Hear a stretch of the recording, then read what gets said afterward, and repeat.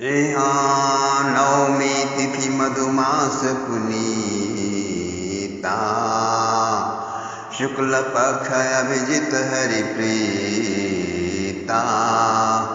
मध्य दिवसयति शीतन घामा पावन काल लोक विश्रामा यहाँ शीतल मंद Surabhi बहबाऊ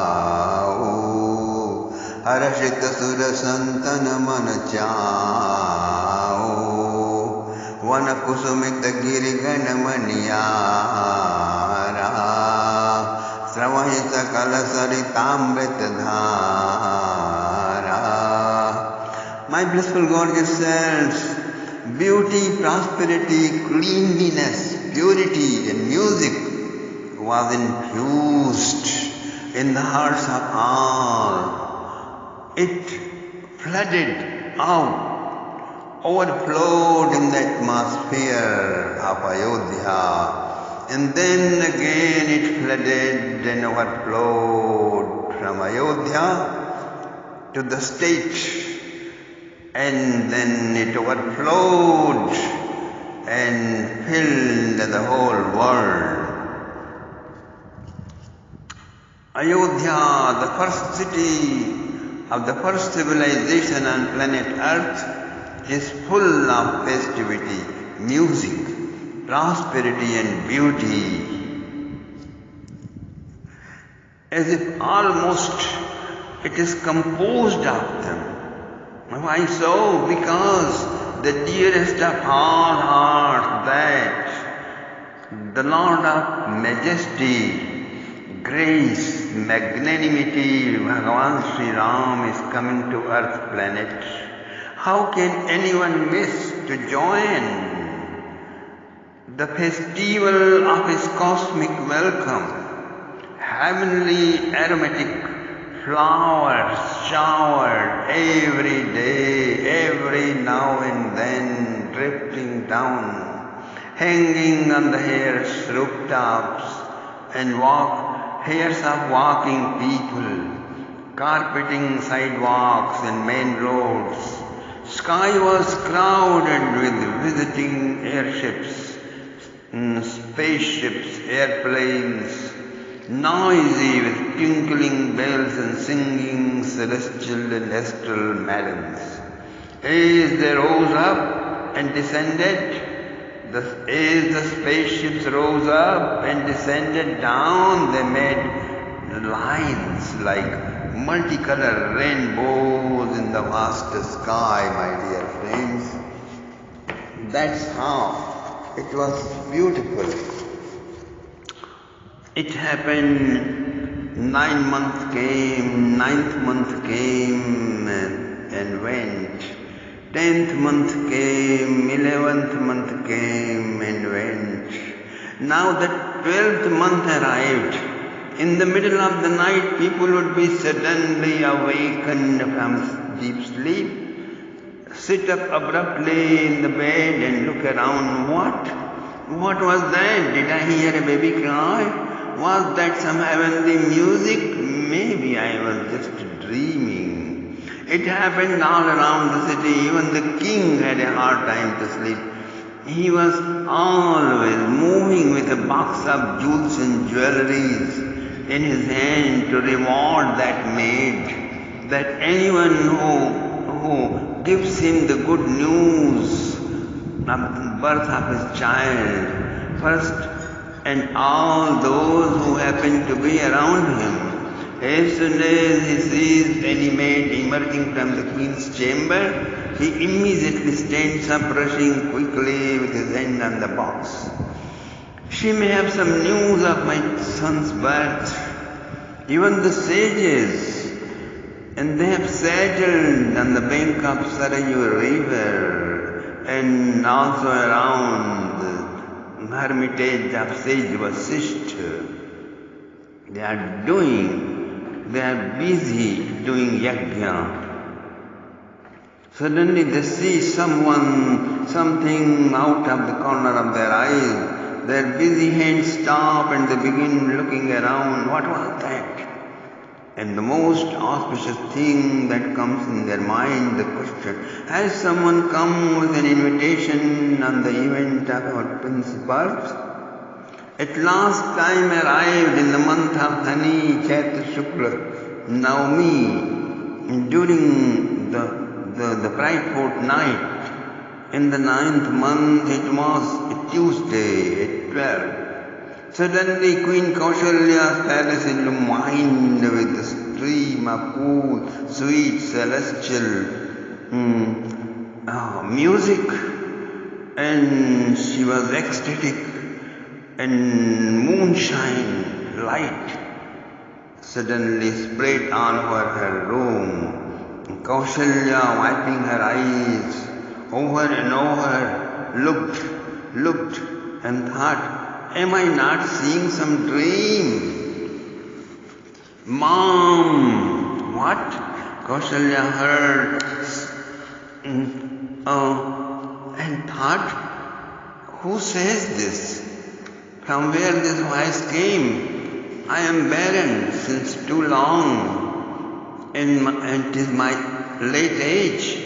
And who says this, Mom, word?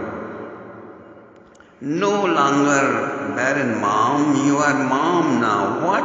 What did you say? Mom to me? Yes, Mom. You were Shatrupa then and father was Swayambhu Manu. You both meditated years and years, thousands of years rolled by.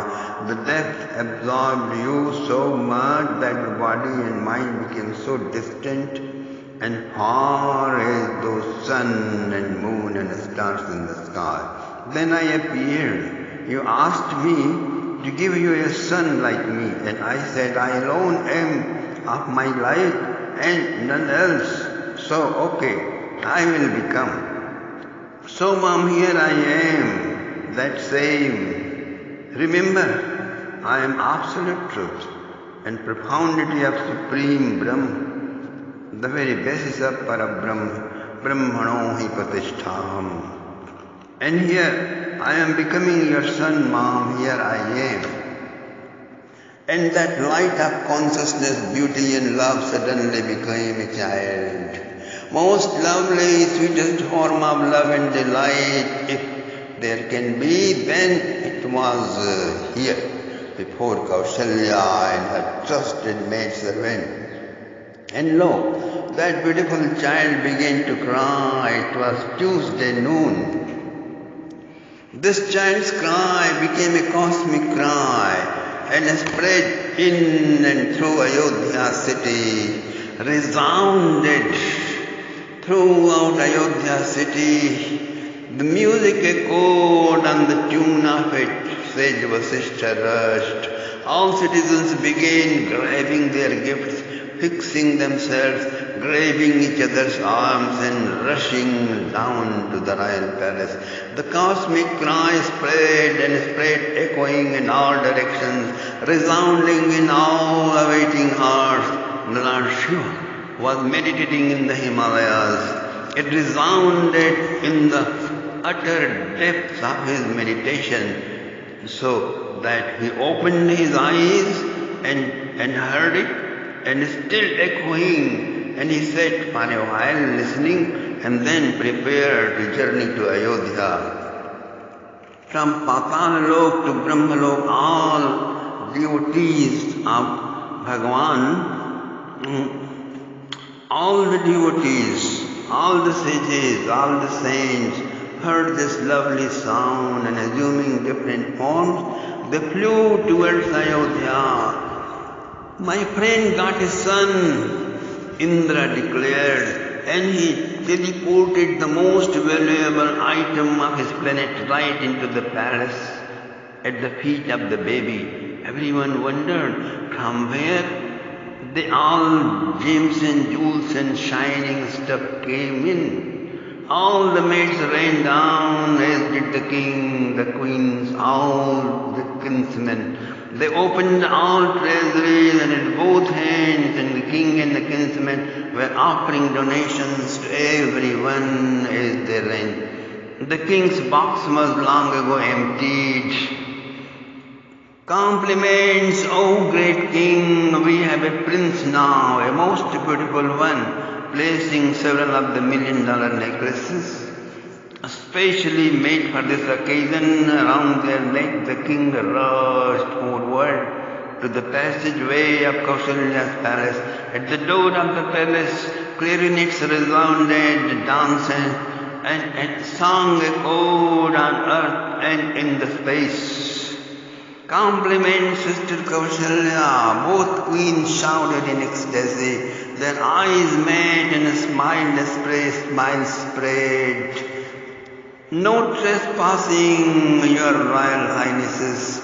Please excuse us. This is my territory. All you three are under my strict supervision. Please get back to your rooms. This was Tripura Sundari, the nurse in charge. She knew that any moment Sumitra and Kaikeyi too were going to have their babies. So now King Dasharatha rushed ahead into the birthing apartment of Kausalya, and his limbs slackened. With the help of Tripura Sundari, he came and stood beside Kausalya, who lay on her bed, smiling peacefully and soothingly, her face beaming. Now Kausalya placed the baby in the arms of the king, and he looked and looked and looked. The tears came to his eyes. Oh, how so beautiful! Oh, this child is now mine, he whispered. Oh king, what are you doing there? He is my disciple, give me my disciple. All looked towards the door, and there the sage Vasishtha, standing with all his disciples there and smiling big. He was surrounded by more than dozens illustrious sages, full of pleasant surprise. The king prostrated, placing the baby at the feet. So quickly the sage picked up and the little princess and saw, carried him to a nearby chair. He sat down, he placed him in his lap and began looking. 100,000 cows, elephant, horses, and dollars and clothes and lands and more. The king was just pronouncing different words, and as quickly they were being offered by the servants. In every home, each offering was taking place. Such many offerings were taking place. People were celebrating the birth of their prince by sprinkling buttermilk, turmeric, mixed water, kumkum, flour, essence, popped rice, and sandal water all over one another. Flowers were showering from the sky constantly, and celestials too were playing in the sky. A very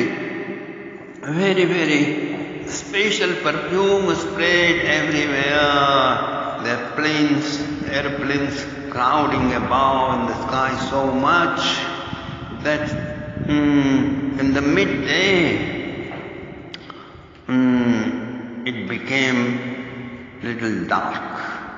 Conches were echoing, Vedic hymns were resounding, and sage Vasishtha began performing the special sanskaras called Jatkarma rituals. The sage's heart was so overfilled with love that he was hardly able to pronounce the mantra. Tears came to their eyes, thills spread, limbs perspired, and he was holding the baby.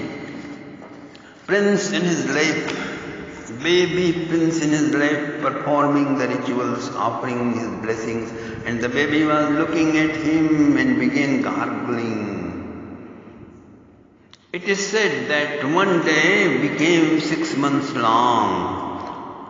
Floods of festivity encircled Ayodhya. Lord Shiva and Kakabhushundi came in the form of wise men and were moving everywhere. Many sages, celestials and rishis and munis and Brahma and Shiva and many different celestial beings were assuming any form they like. maybe birds, peacocks, sometimes cloud, sometimes cuckoo, and sometimes perfume, often in the forms of beautiful, sweet singing cuckoos. They would fly around looking for Sri Ram. This butterfly, who some celestial being has assumed as the butterfly, and just flying over, sitting around. Where is he? Where? Was he really everywhere as he seemed to be, as described in the Vedas and Upanishads? Is he everywhere? Was he in their hearts? Or was that him lying in the palace of Queen Kaushalya, tired, lying on the little royal cradle, his tiny stomach moving up and down with the breath of the world? Now, he is no longer transcendental. He is now physical. And now he will do everything which a physical human being do. And now, great festivities spread everywhere, my dear friends. Thank you very much.